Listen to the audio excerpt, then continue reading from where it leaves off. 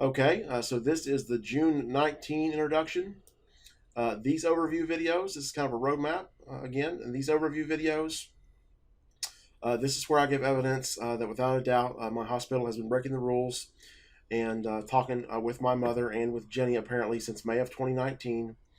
I do that whole analysis, and then I have an analysis of different phone calls and things on these two videos. Now, my hospital again, I'll probably have to be adding some extra info on them, but they're involved in crime up to this day.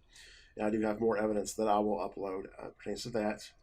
Now I've got a whole lot more evidence than I go over in these videos. I don't go it on a minute by minute basis, so I'll get into the evidence now and just give you a highlight. Okay, so here, this is a video capture of my mother's phone when she came to visit me. I took a video capture of this, and it's kind of clear on what's going on. I've got my mom's chat, which I go through this in the videos as to what's going on here.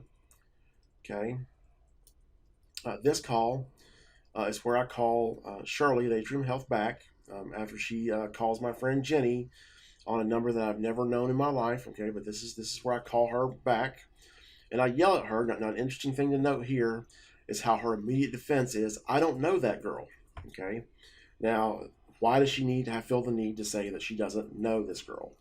I think in general terms, it's going to be assumed that the people at your hospital don't know your friends. The fact that she feels compelled to tell me that I don't know her kind of points to a guilty conscience.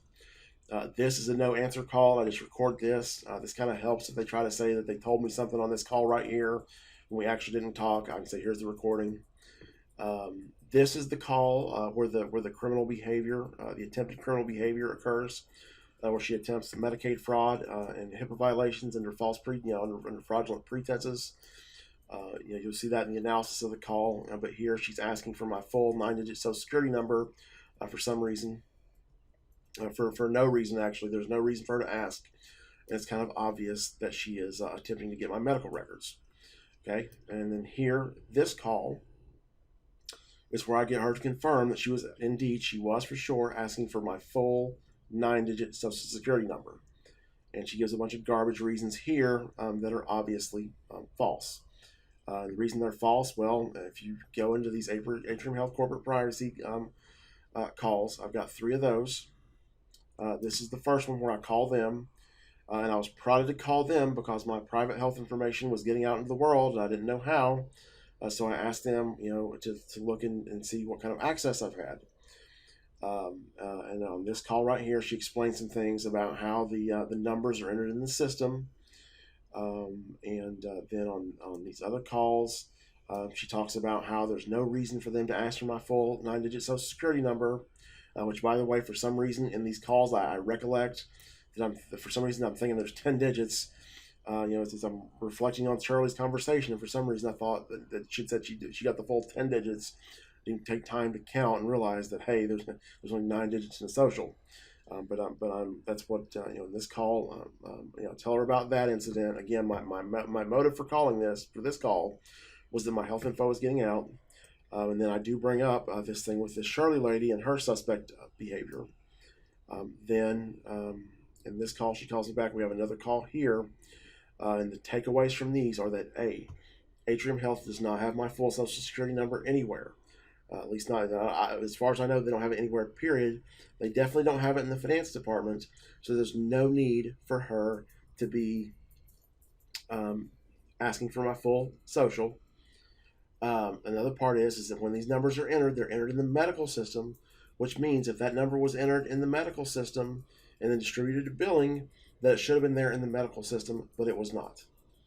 In other words, this claim that I entered this phone number is literally, it's impossible that it happened because it's not in the medical system. If it was entered, that's where it would have been entered at. And of course, I got my entire health history that I'll probably eventually upload. I'm concerned about my privacy, but you can see every single document I've ever submitted to this hospital. You will never find a single thing that has her number on there. It was never given to them. Period. Again, I don't even know her work number. And so that's the value there. Now the 619 extra, this is just a bunch of calls I make. And you can see here how they're kind of obviously, and I'm going to have to change the evidence type on this. I've got this set wrong. This needs to say audio. But you'll see a few things. One is how I get sent around in circles asking for simple information. Another is that at one point I get transferred to a lady that's over the Atrium Health electronic access thing, and notice how she goes. Her motive is at first to find out what's going on, and then it later becomes just to verify that this person's number is not on there. So she's figured out that there's something funny going on here. That people all over this hospital know what they've done. They know about the illegal behavior. These corporate privacy people, every single one of them, they know what number not to answer. Okay, when my number comes through, it's not getting answered, and they know that they're in big trouble and that they've done a lot wrong, and they're just trying to weasel out and not inculpate, giving any more inculpatory information.